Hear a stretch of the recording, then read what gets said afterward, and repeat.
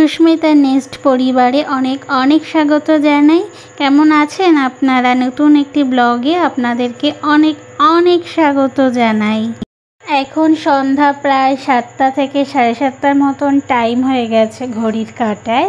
আরাধ্যার আজকে একটু বায়না হলো, এত রাত্রে ও একটু ম্যাগি খাবে। রাত্রের খাবার সেরকম ওর খাওয়ার ইচ্ছে নেই, কারণ এখনও যদি ম্যাগি খায় এরপরেও খেতেই চাইবে না। কারণ ওই যে বললাম, রাত অনেকটাই হয়ে গেছে, 7:30 8টায় খেলে কেউ কি এরপরে খায়? ও তো আরোই খাবে না।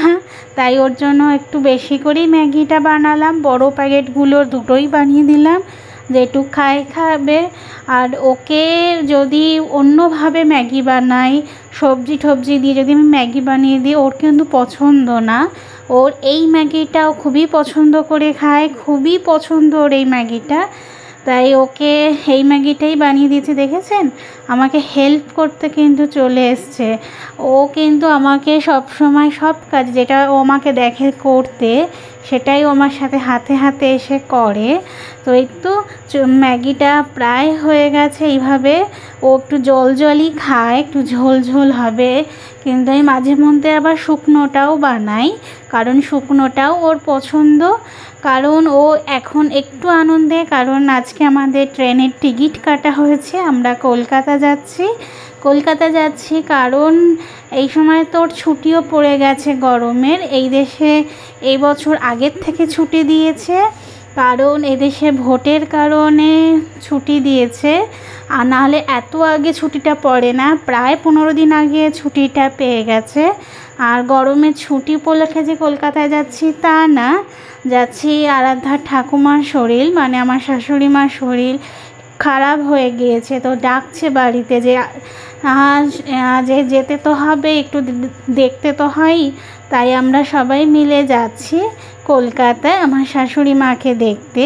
কারণ দেখুন, বয়স তো হয়েই গেছে আমার শাশুড়ি মায়ের, তো দেখতে তো যাওয়াটা দরকারই একদিক থেকে। আর দেখেছেন এদিকে ডিম বানিয়েছে, তাই আমরা খেলাম।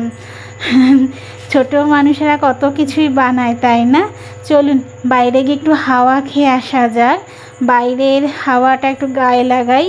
দেখছেন কি পরিমাণে বাইরে পোকা উঠছে, আর এদিকে অন্ধকার, সবার ঘরের কিন্তু দরজা বন্ধ হয়ে গেছে। কেউ কিন্তু এই সময় বাইরে বেরোয় না, খালি এই গলিটায়, মানে আমরাই খালি জেগে থাকি রাত 11টা 12টা পর্যন্ত।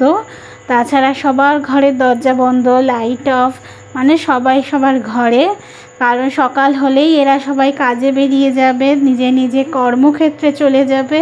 তাই সন্ধ্যা থেকেই এরা ঘুমোতে চলে যায়, মানে সন্ধ্যা না ঠিক, মানে টাইম মতন চলে যায় আর কি।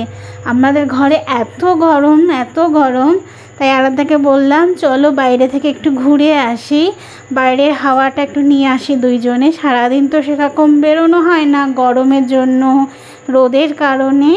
তাই আমরা একটু বাইরে এলাম ঘুরতে। বাইরে অন্ধকার কি পরিমাণে, বলছিলাম যে চলো ঘরে চলো, কিন্তু ও যেতে নারাজ, ও যেতেও চাইছিল না। তাই বাইরেটায় একটু, সারাদিন সেভাবে বেরোনো হয় না, তাই একটু ঘুরে আসলাম।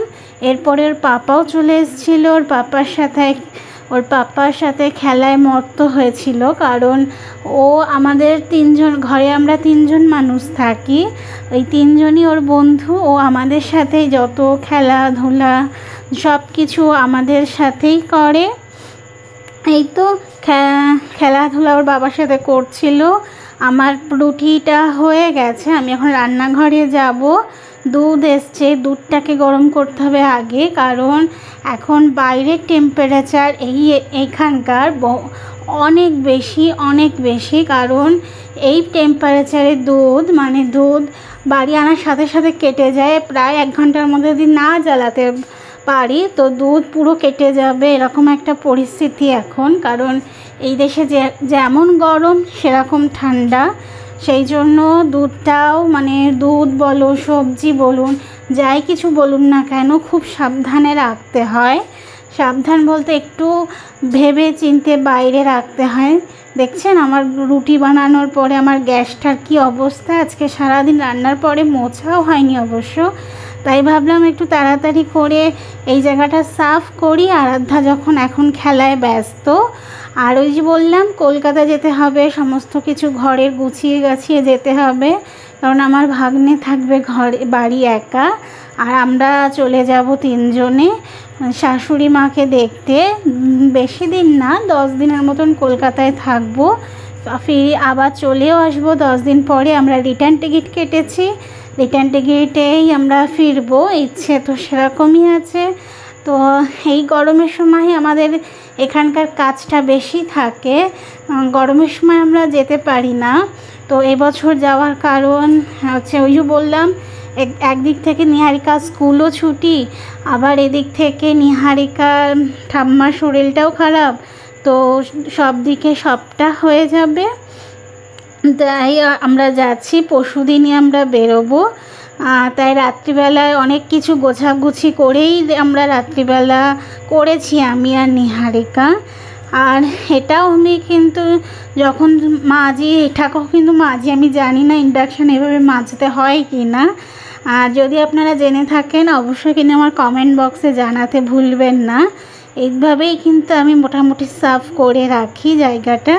এবার চলুন রাতের রান্নাটা করি। রাতের রান্নায় আজকে ওই যে বললাম রুটি আগে হয়ে গেছে, এখন ভেন্ডি ভাজাটা বসাবো, তাহলেই আমার রান্না আজকে ডান। আজকে ভেন্ডি ভাজা দিয়ে রুটিই খাবো রাত্রে। আরাধ্যা ঘুমিয়ে গেছে। এই তো আজকের ভিডিওটি এখানেই শেষ করছি।